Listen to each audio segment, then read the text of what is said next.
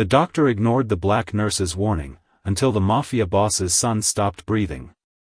What warning did the nurse give, and why did the doctor refuse to listen? What would happen once the child's condition suddenly became critical? Hello, everyone, and welcome to 7Tev Stories, where ignored voices, urgent decisions, and life-changing consequences unfold before your eyes. Before today's story begins, please subscribe and turn on notifications so you never miss another powerful video.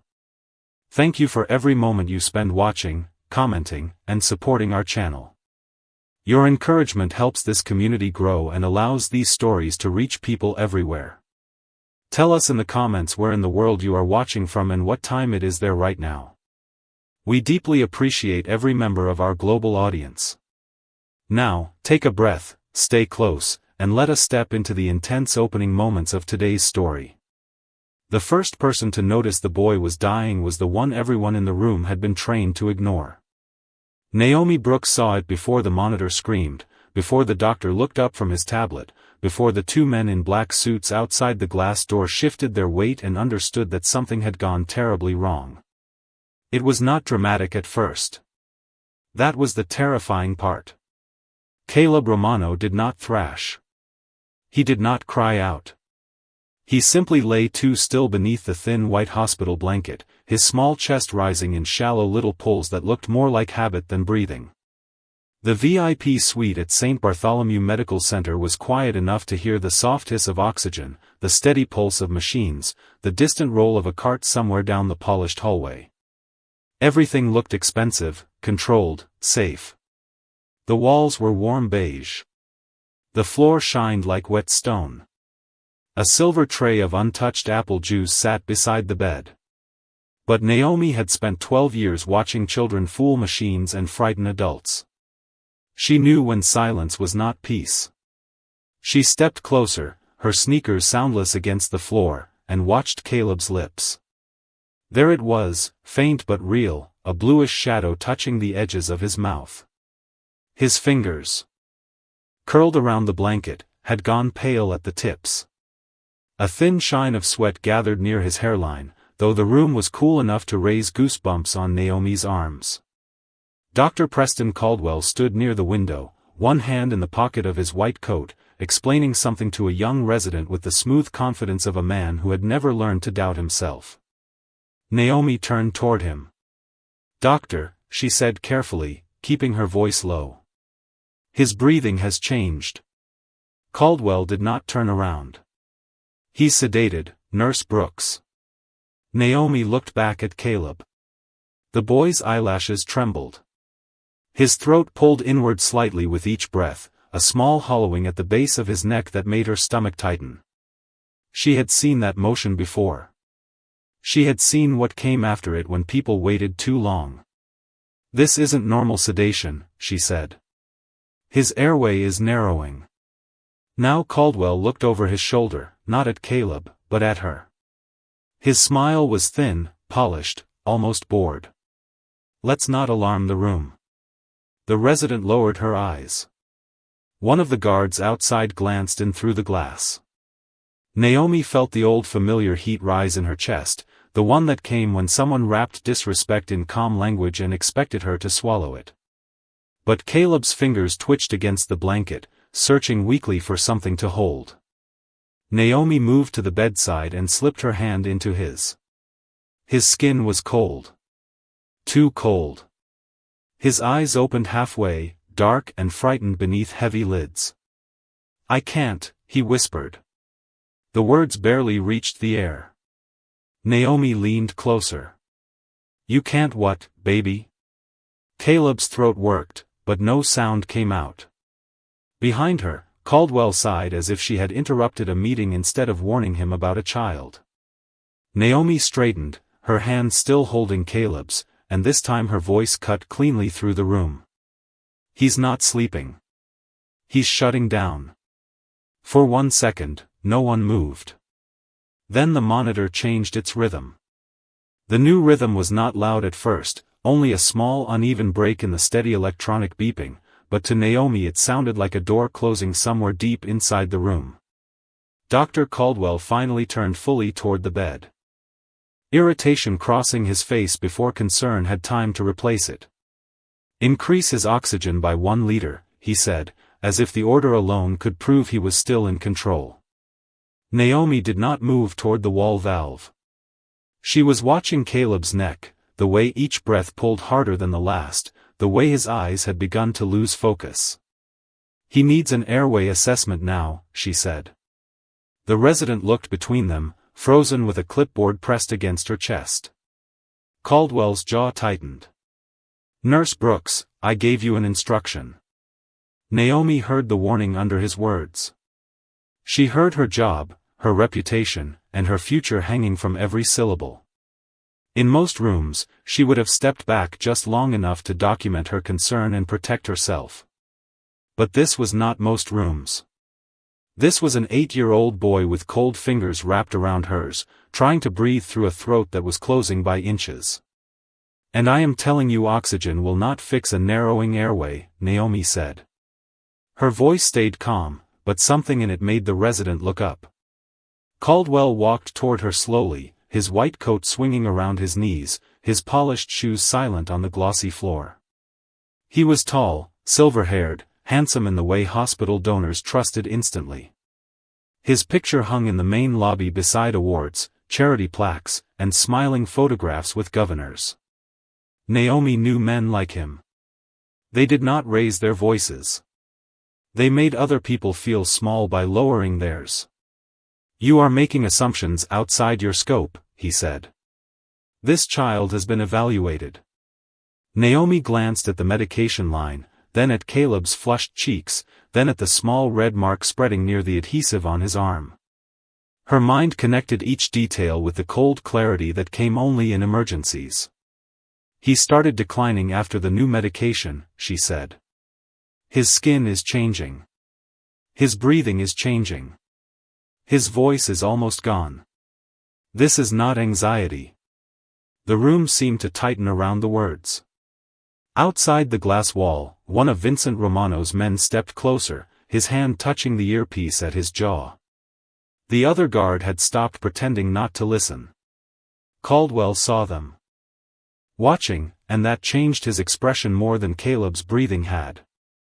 "Enough," he said, too softly. "You are frightening the patient and disrupting care." Caleb's hand squeezed Naomi's with almost no strength. It was less like a grip than a plea. She leaned close enough for him to hear her without effort. "I am right here," she whispered. "You stay with me." His eyelids fluttered. His chest lifted once, shallow and strained. Then the door opened, and the air in the room changed before anyone spoke. Vincent Romano stepped inside wearing a black suit and a stillness that made every machine seem louder. He was a white man with sharp blue eyes, dark hair touched with gray at the temples, and the exhausted face of a father who had not slept since his son entered the hospital. Behind him, Marco DeLuca remained at the door, silent as a shadow. Vincent looked first at Caleb, then at Naomi's hand holding his son's, then at Dr. Caldwell. "Why," he asked, his voice low and controlled, "does my son look scared?" Caldwell straightened immediately, smoothing his coat as though the problem were appearance, not breath. "Mr. Romano, there is no need for alarm. Your son is simply experiencing mild post-treatment discomfort." Naomi felt Caleb's hand twitch again. She looked at Vincent and made the choice that would either end her career or save the child in front of her. "No, sir," she said. "He is not uncomfortable. He is running out of time."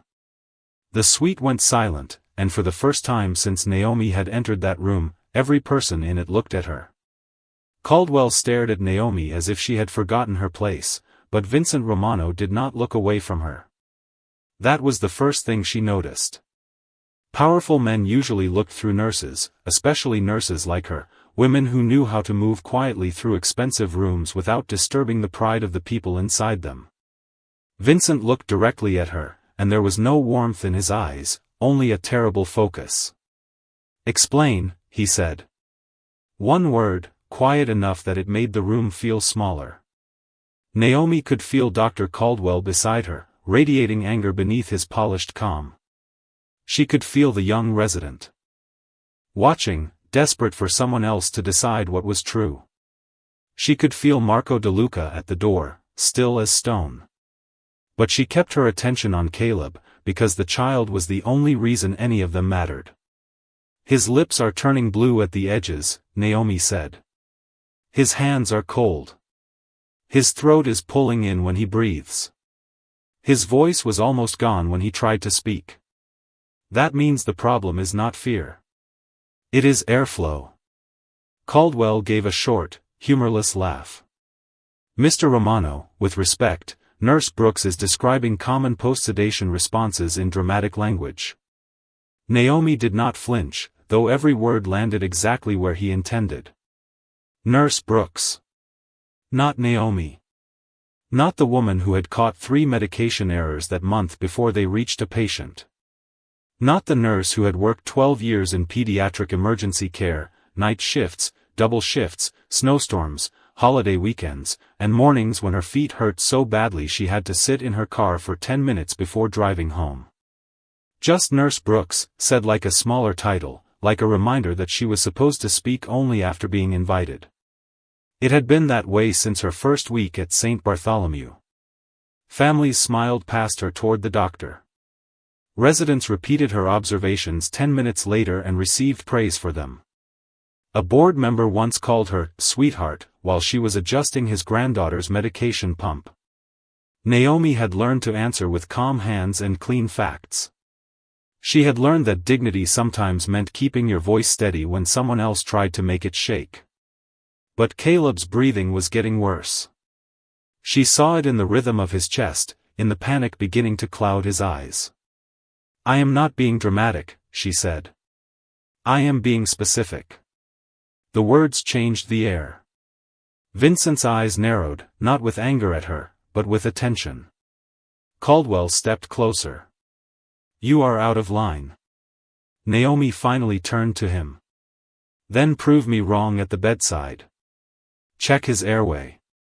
Call respiratory therapy. Stop assuming the monitor will tell you before his body does. The resident inhaled sharply. Somewhere beyond the suite, an elevator chimed, soft and ordinary. Almost cruel in its normalness. Vincent moved to Caleb's side and rested one hand gently on the blanket near his son's shoulder. The boy's eyes shifted toward him, wet with fear. Dad, Caleb tried to say, but the word broke apart before it became sound. Vincent's face changed. Not much. Just enough. The father broke through the boss. Doctor, he said, still looking at his son, do what she said. Caldwell's mouth tightened. For the first time, his authority had not been accepted automatically. For the first time, the room had chosen the woman he had dismissed. Caldwell hesitated only a fraction of a second, but Naomi saw it, and so did Vincent. In a room where every person had been trained to respond instantly to power, that tiny pause felt enormous. The doctor moved toward the bed with controlled annoyance, as though checking Caleb again was a favor he was granting rather than a responsibility he had nearly refused. He lifted his stethoscope, placed it against the boy's chest, and listened. The monitor continued its uneven rhythm beside them. Caleb's eyes stayed locked on his father, but his small body was working harder now, every breath a narrow struggle that pulled at the soft space above his collarbone. Naomi stood close enough to act, but far enough not to give Caldwell another reason to accuse her of interfering. She knew that dance too well. Step in too soon, and she was disrespectful. Wait too long, and a patient suffered. That was the impossible line nurses like her walked every day, especially in hospitals where the marble floors were polished brighter than the truth. Caldwell's expression shifted as he listened. It was quick, almost invisible, but Naomi caught the tightening around his mouth. The sound in Caleb's airway was not the sound of a peaceful sedated child. It was thin, restricted, wrong. Respiratory therapy, Caldwell said, turning slightly toward the resident. Call them now. The resident moved fast, grateful for an order she could finally follow.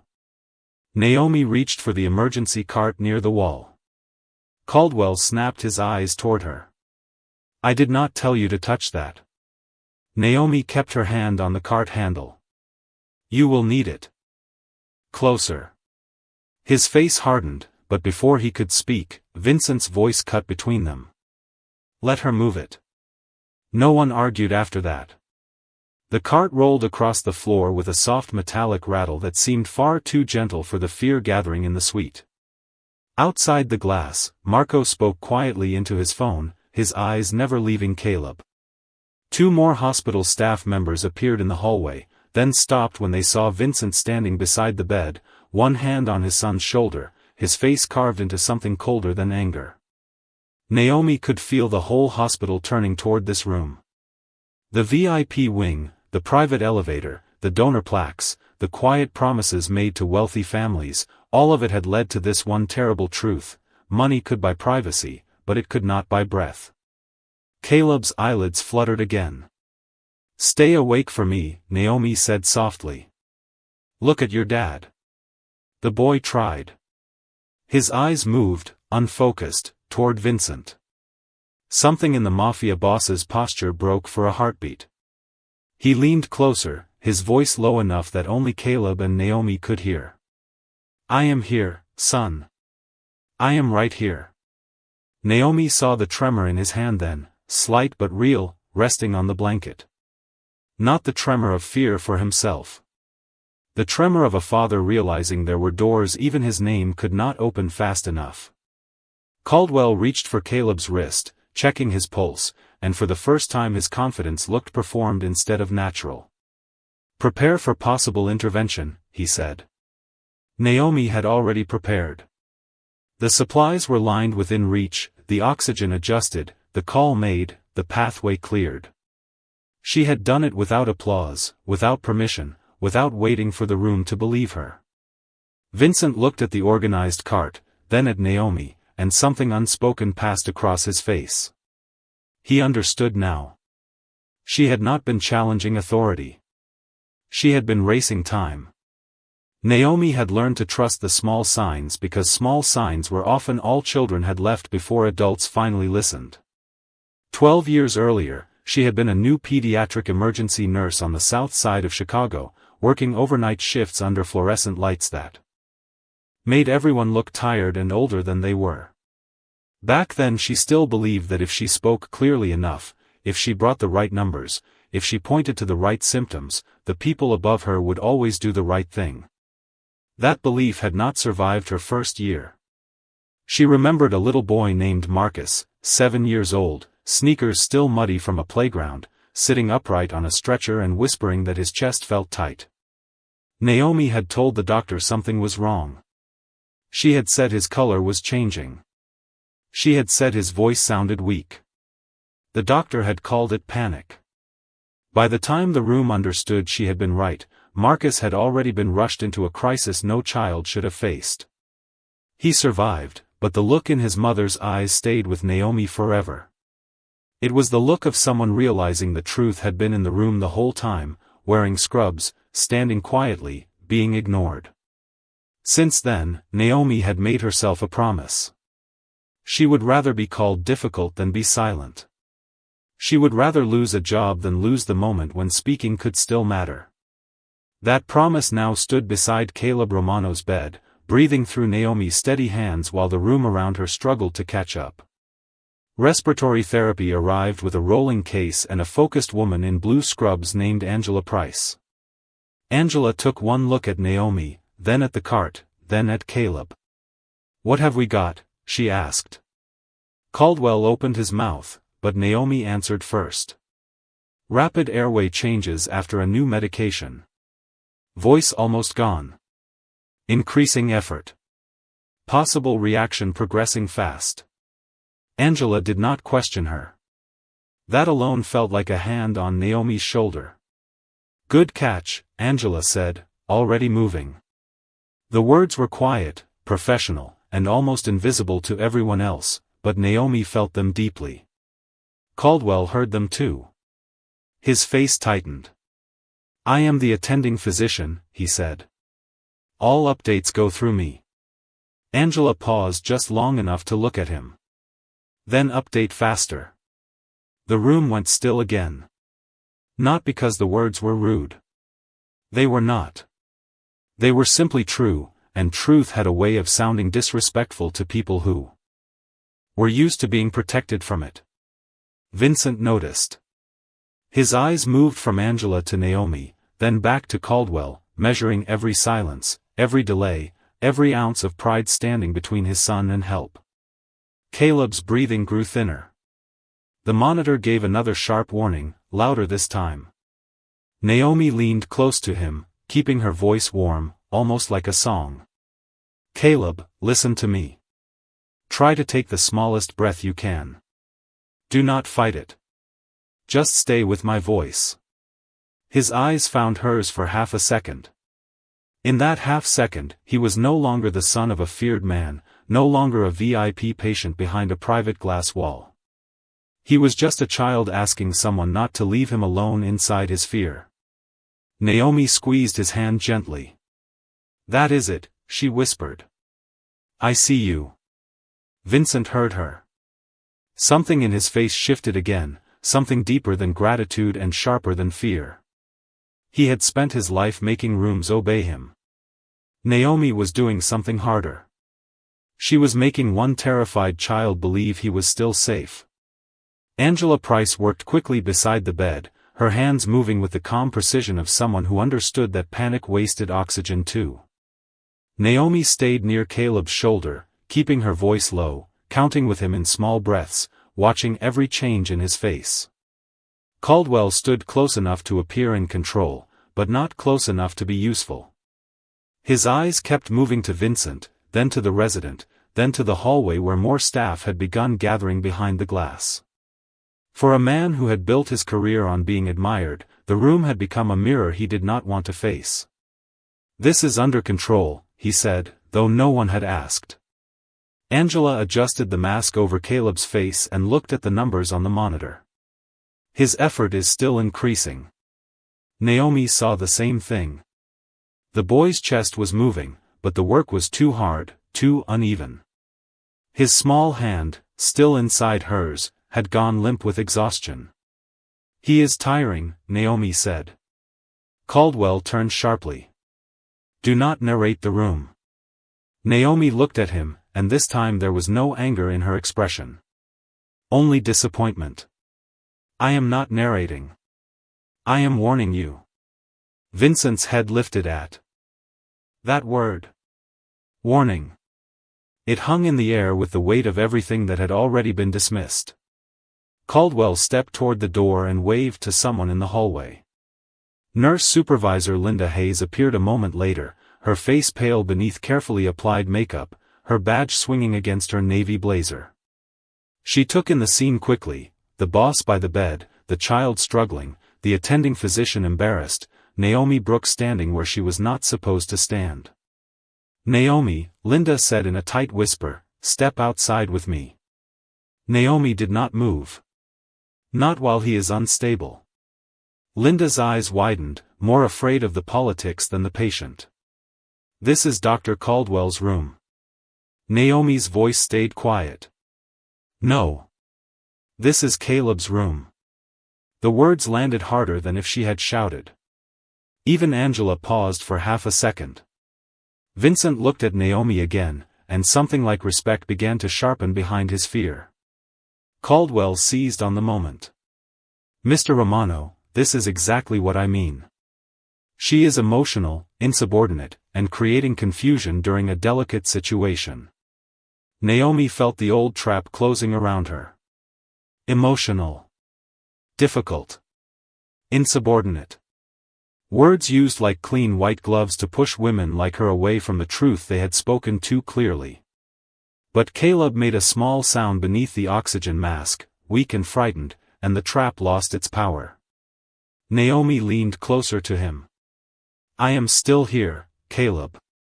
His eyelids fluttered. Vincent moved to the other side of the bed and bent down until his face was close to his son's. So am I. The monitor gave another uneven alarm. Angela's posture changed. The resident hurried to the cart. Linda stepped back, one hand at her mouth. Caldwell finally reached for the phone to call the rapid response team himself, but Naomi had already made that call minutes ago. Down the hallway, fast footsteps approached. Vincent heard them, then looked at Caldwell with a stillness that made the doctor stop breathing for a moment. "She called for help before you admitted he needed it," Vincent said. No one answered. There was nothing left to say. The rapid response team entered like a tide, swift but disciplined, filling the suite with blue scrubs, rolling equipment, clipped questions, and the clean scent of antiseptic disturbed by movement. For a moment, the room became crowded enough for Naomi to disappear, the way she had been trained to disappear when physicians arrived, when specialists took over, when names with longer titles stepped into the light. But Caleb's eyes searched for her through the movement, and that kept her exactly where she was. A critical care physician named Dr. Harris came to the bedside, a compact woman with gray streaks at her temples and no interest in anyone's ego. "Give me the timeline," she said. Caldwell stepped forward immediately. "The patient began showing mild respiratory changes after sedation, and we were monitoring closely." Naomi felt the words pass over the room like a fresh coat of paint covering a crack in the wall. Mild monitoring. Closely.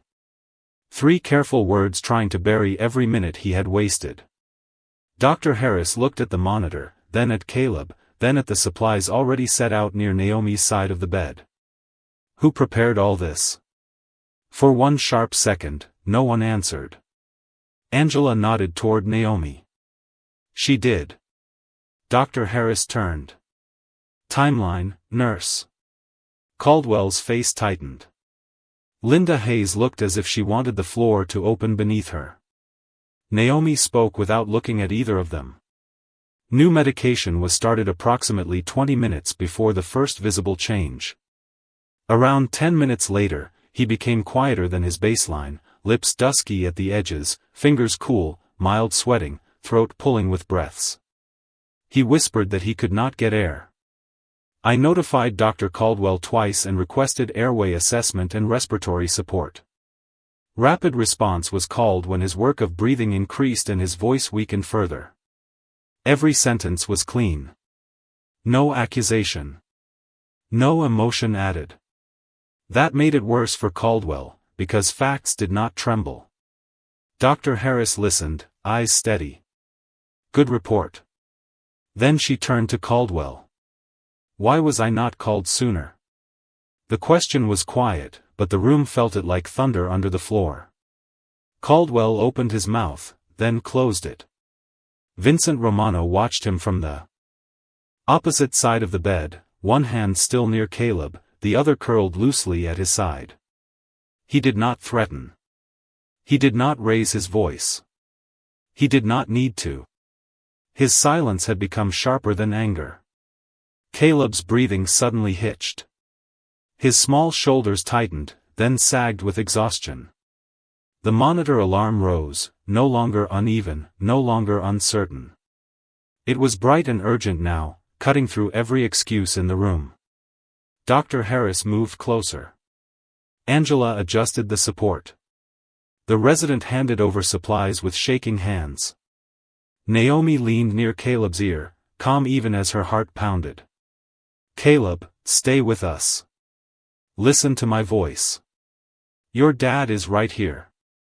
Vincent bent close, his face inches from his son's. "I am here, Caleb. You hear me? I am right here." The boy's eyes opened halfway. For a fragile second, he seemed to find his father. Then his gaze drifted past him toward the ceiling lights, wide and unfocused. The room moved faster. The machines grew louder. And Naomi, still holding his cold hand, felt the terrible weight of the moment before a child slips beyond words. For one breathless second, Caleb Romano was still in a way no child should ever be still.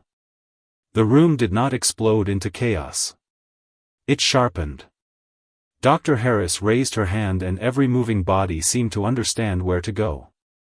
Angela adjusted the breathing support. The resident stepped back with trembling fingers but stayed ready.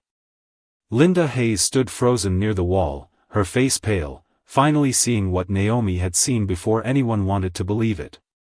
Vincent did not move at all. His eyes were fixed on his son, and the power that usually surrounded him like armor fell away so completely that he looked almost ordinary, just a father standing at the edge of the worst moment of his life. Naomi felt Caleb's hand slacken inside hers. The weight of it hit harder than any alarm. "He is not moving air," she said, her voice clear.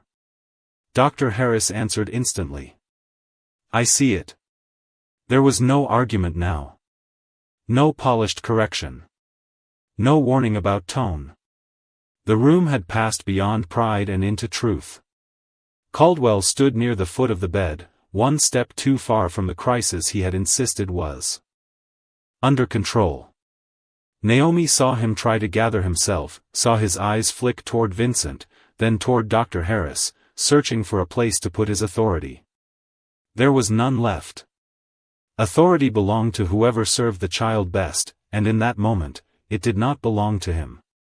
Dr. Harris gave a firm order, and the team moved together, calm but urgent, surrounding Caleb with practiced care. Naomi stepped back only when she had to, but she did not release him completely until Angela touched her arm and said, "I have him." Those 3 words let Naomi breathe for the first time in what felt like hours.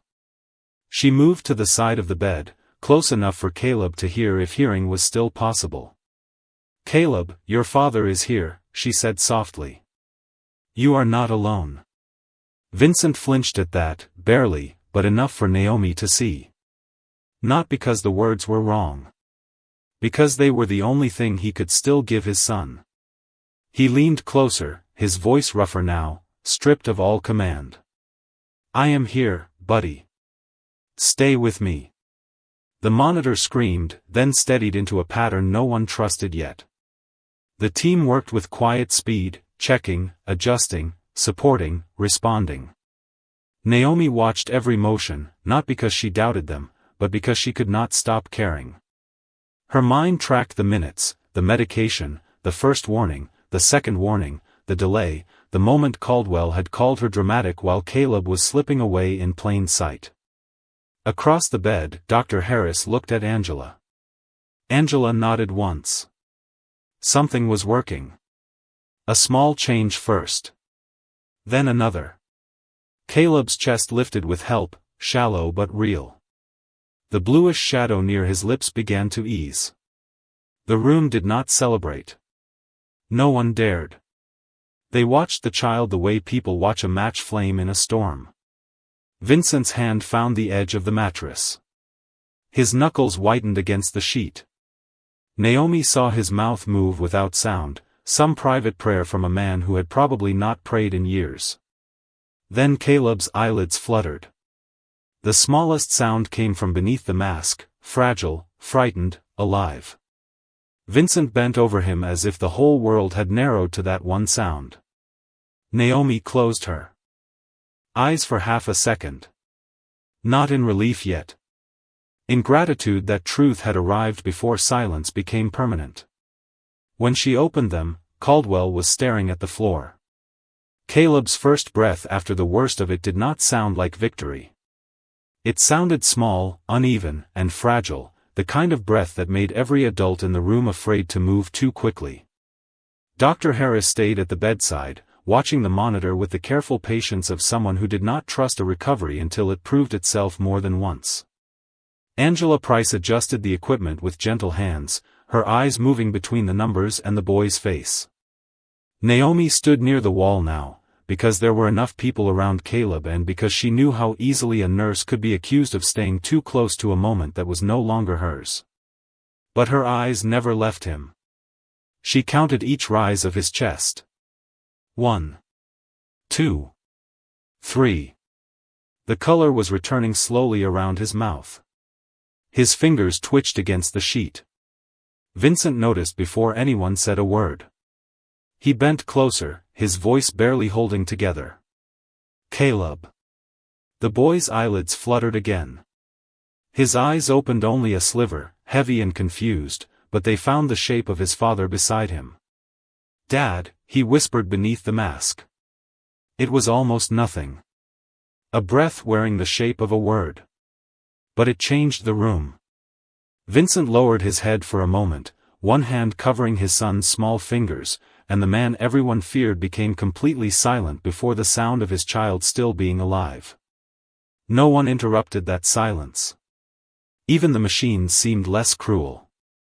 Naomi looked down at her own hands and realized they were trembling now that the danger had started to loosen its grip. Not during the crisis. Never during. Her body had waited until Caleb could breathe before admitting how frightened she had been. Dr. Harris turned toward her. "Nurse Brooks," she said, "your assessment was accurate." Simple words. Professional words. But in that room, they landed like a verdict. Naomi nodded once. "Thank you, Doctor." Caldwell shifted near the foot of the bed. The movement was small, but every eye found him. He cleared his throat, trying to gather the smooth voice that had carried him through board meetings, donor dinners, and decades of being believed first. "The situation evolved quickly," he said. "We were all responding to changing information." Angela looked up from the equipment. Dr. Harris did not blink. Linda Hayes stared at the floor. Naomi said nothing, because she did not need to. The timeline was still standing in the room, visible in every supply she had prepared before permission was granted, every warning she had spoken before authority admitted danger, every second Caleb had spent struggling while pride tried to protect itself. Vincent rose slowly from his chair beside the bed. He did not step toward Caldwell. He did not raise his voice. Somehow that made the doctor look smaller. "Changing information," Vincent repeated. The words were quiet, almost thoughtful. "My son told her he could not breathe." "She told you?" "Twice." Caldwell's face tightened. "Mr. Romano, I understand this was upsetting, but medicine requires judgment under pressure." Vincent's eyes moved to Naomi, then back to him. "And she had judgment. You had an audience." The room went still. Caldwell opened his mouth, but no answer came. For the first time since Naomi had met him, there was no polished sentence ready, no title strong enough to hide behind. Dr. Harris turned back to Caleb and gave the only order that mattered. "We are moving him to pediatric intensive care for close monitoring." Vincent nodded without looking away from Caldwell. "Do whatever my son needs." Then his gaze returned to Naomi, and the coldness in it softened just enough to become human. "And she comes with him if she is willing." Naomi felt every face turn toward her again, but this time the weight was different. Not suspicion. Not dismissal. Recognition. She looked at Caleb, then at the father whose power had finally met something it could not command, only respect. "I will stay," she said. And for the first time that night, no one questioned her. The transfer to pediatric intensive care moved through the hospital like a quiet storm. Caleb's bed rolled out of the VIP suite surrounded by nurses, respiratory staff, Dr. Harris, Angela Price, and Naomi Brooks walking close enough to watch his breathing without blocking the team. Vincent Romano followed at his son's side, one hand resting lightly on the rail, his black suit moving through the bright hallway like a shadow that did not belong under hospital lights. Marco DeLuca walked several steps behind him, silent, alert, but even he kept his distance from the fragile space around the child. People stepped aside as they passed. Doctors paused mid-conversation. Visitors lowered their voices. Some recognized Vincent. Others only recognized the kind of fear that travels ahead of certain men. But Naomi noticed something else. For the first time, people were also looking at her. Not through her. Not past her badge to find someone with more letters after their name. They looked at her because Dr. Harris had asked her to stay close, because Angela had trusted her report, because Vincent had said she should come if she was willing. Recognition felt strange on her skin. Heavier than disrespect in some ways, because disrespect was familiar.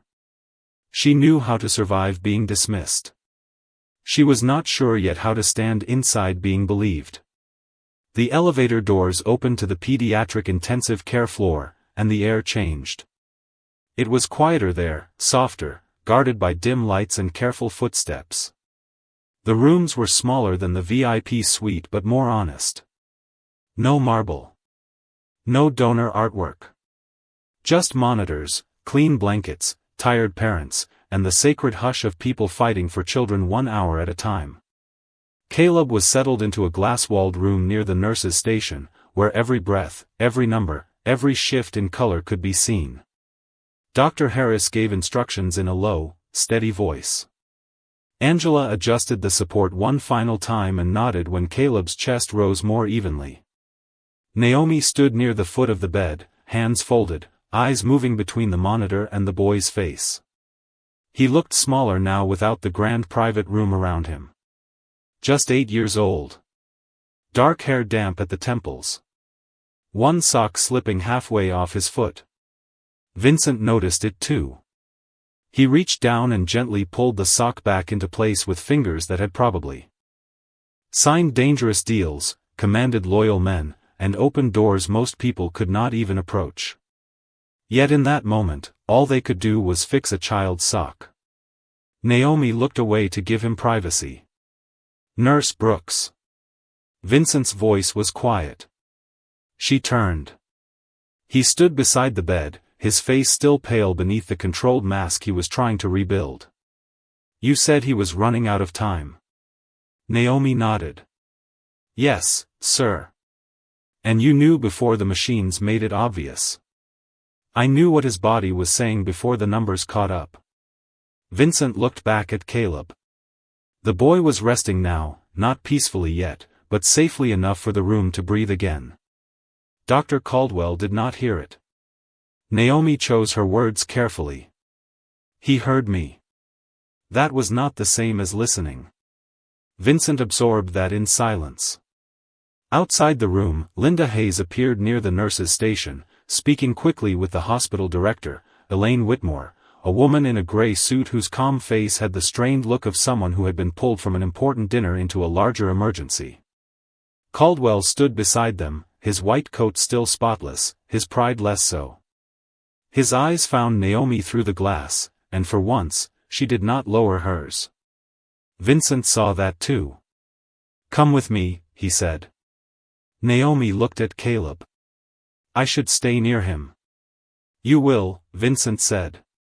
"But first, they are going to explain why the only person who understood my son was the person they tried to remove from the room."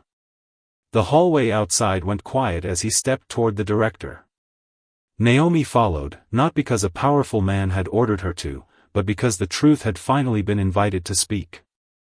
Elaine Whitmore had spent 20 years learning how to make crisis sound like procedure. She had spoken to grieving families, angry donors, exhausted surgeons, and reporters waiting outside emergency entrances with cameras already lifted. But when Vincent Romano stopped in front of her in the pediatric intensive care hallway, even her practiced calm seemed to tighten at the edges. "Mr. Romano," she said, choosing each word carefully, "I want you to know your son is receiving the highest level of care." Vincent did not look impressed by language polished for boardrooms. "He is receiving care now," he said. "That is not the same as receiving it when he needed it." Caldwell stood beside her, chin lifted, face controlled, trying to look like a physician unfairly challenged instead of a man whose certainty had nearly cost precious minutes. Linda Hayes hovered half a step behind him, her hands folded so tightly her knuckles had gone pale. Naomi stood across from them in navy scrubs, her badge slightly crooked, her hair pulled back, her shoes still marked with a faint scuff from moving the emergency cart. She looked nothing like the kind of person hospitals put on brochures, and yet every fact in the hallway seemed to point toward her. Elaine glanced at Naomi with professional politeness. "Nurse Brooks, we appreciate your quick response." Naomi knew that tone. It was the tone institutions used when they wanted gratitude to replace accountability. Respectfully, Naomi said, my response was quick because the situation was not. The hallway went silent. A nurse at the station stopped typing.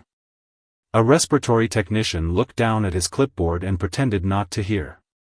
Caldwell exhaled sharply. This is inappropriate. Vincent turned his head toward him. No. What was inappropriate was calling her emotional while my son was struggling to breathe. Caldwell's face flushed. I used clinical judgment based on the information available at the time. Naomi met his eyes. The information was available. It was standing beside the bed telling you exactly what was changing. Elaine's gaze shifted, just slightly, to Caldwell. It was the first crack in the wall. Dr. Harris stepped out of Caleb's room before he could answer, removing her gloves as she approached. Director Whitmore, I can confirm Nurse Brooks gave an accurate timeline and identified signs that required immediate escalation. Her intervention was appropriate. No one moved. In hospitals, truth spoken by the right title traveled farther than truth spoken by the right person. Naomi felt the sadness of that even while it helped her. Elaine straightened. Thank you, Dr. Harris. We will conduct a full internal review. Vincent's eyes did not soften. No quiet review behind closed doors. His voice stayed low, but every person in the hallway heard it. My son is alive because a nurse you were ready to remove refused to be silent. I want her statement documented. I want the response times documented. I want every warning she gave documented. Caldwell looked toward Elaine, expecting protection. For the first time that night, she did not give it quickly. Linda swallowed. Naomi, I may have misunderstood the urgency. Naomi looked at her supervisor, remembering every time Linda had told her to be careful, to be agreeable, to understand how things worked in a place like St. Bartholomew. No, Naomi said quietly. You understood the hierarchy. You just trusted it more than you trusted the patient. The words did not strike loudly. They settled deeply. Behind the glass, Caleb shifted in his bed, and Vincent looked back at him at once. The father returned before the boss could say another word. Naomi saw it and stepped away from the confrontation first. He is waking, she said. And just like that, the argument lost its importance. Everyone turned toward the child. Caleb's eyes opened slowly, unfocused at first, blinking against the soft lights of the pediatric intensive care room. The hallway seemed to hold its breath with him. Vincent reached the bedside before anyone else, his expensive shoes making no sound on the clean floor, his face stripped of everything except fear and love. Naomi followed, but stopped near the foot of the bed, giving father and son the first space. Caleb looked smaller than ever beneath the white blanket, surrounded by careful machines and the quiet attention of people who had finally learned to listen. His gaze wandered past Dr. Harris, past Angela Price, past the glass wall where Elaine Whitmore, Linda Hayes, and Dr. Caldwell stood watching from a distance. Then his eyes found Naomi. The change was tiny, but Vincent saw it. Caleb lifted 2 fingers from the sheet, barely enough to be called a gesture. Naomi stepped closer. Hey, sweetheart, she said softly. You are in the intensive care unit now. You are safe. Your dad is right here. Caleb swallowed carefully, his voice weak beneath the breathing support. She heard me. The words were fragile, almost lost in the soft rhythm of the equipment, but everyone heard them. Vincent closed his eyes for 1 second. When he opened them, they were wet, though no tear fell. Yes, he said, his voice rough. She did. Caleb looked at his father with the confused honesty of a child who did not understand hospital politics, titles, pride, or polished excuses. I told them I could not breathe. Vincent placed his hand gently over his son's. I know. Caleb's eyes shifted back to Naomi. You did not leave. Naomi felt something inside her ache, not from sadness exactly, but from the weight of being trusted by a child who had every reason to be afraid. "No," she whispered. "I did not." Behind them, Dr. Caldwell looked away. Not dramatically. Not with a speech. Just a small lowering of the eyes, as if the truth had finally become too heavy to hold. Elaine Whitmore stepped into the room, quieter now, her boardroom voice gone. "Nurse Brooks," she said, "your documentation will be added to the official record, and Dr. Harris will lead the clinical review." Naomi nodded, but she did not look satisfied. She looked tired. "Please make sure the review is not just about what happened after he stopped breathing," she said. "Make it about why the first warning was not enough." Elaine stood still for a moment. Then she nodded. "It will be." Linda Hayes pressed her lips together, shame softening her face. Angela returned to Caleb's bedside, checked the monitor, and gave Naomi a small nod that meant the numbers were holding. Dr. Harris looked at Vincent. "Your son needs rest, but he is responding well." Vincent exhaled like a man who had been carrying a building on his chest. He turned to Naomi, and for the first time, the entire room watched him lower his voice instead of making everyone else lower theirs. "Miss Brooks," he said, "I have spent my life surrounded by people who obey quickly and speak carefully. Tonight, you did the opposite of what was easy. You spoke when silence would have protected you." Naomi met his eyes. "I spoke because he was a child." Vincent nodded slowly. "That is why it mattered." No one moved. Caleb's fingers curled weakly around his father's hand. Naomi stood beside the bed in navy scrubs, with tired eyes and steady shoulders, and the room that had tried to shrink her now made space around her. By morning, the pediatric intensive care floor had settled into a kind of fragile peace. Sunlight came through the narrow windows in pale gold lines, touching the edges of Caleb's blanket, the plastic water cup beside his bed, and the small toy car Marco had found in the pocket of the boy's overnight bag.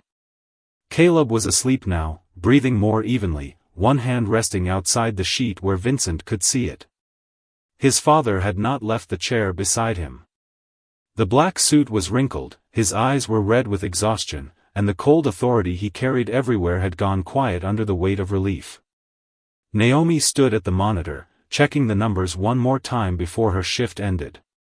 She had been awake for nearly 18 hours, but her hands were still steady. They always were, until she reached her car. Then, maybe, she would let herself cry for the child who had survived, for the warning that had finally been heard, and for every warning in her life that had not been. Elaine Whitmore entered without the crowd this time. No polished speech. No defensive posture. Just a folder in her hands and humility sitting uneasily on her face. Linda Hayes followed behind her, quieter than Naomi had ever seen her. Dr. Caldwell was not with them. Elaine stopped beside the nurse's station and looked through the glass at Caleb before speaking. "Dr. Caldwell has been removed from active patient care pending review," she said.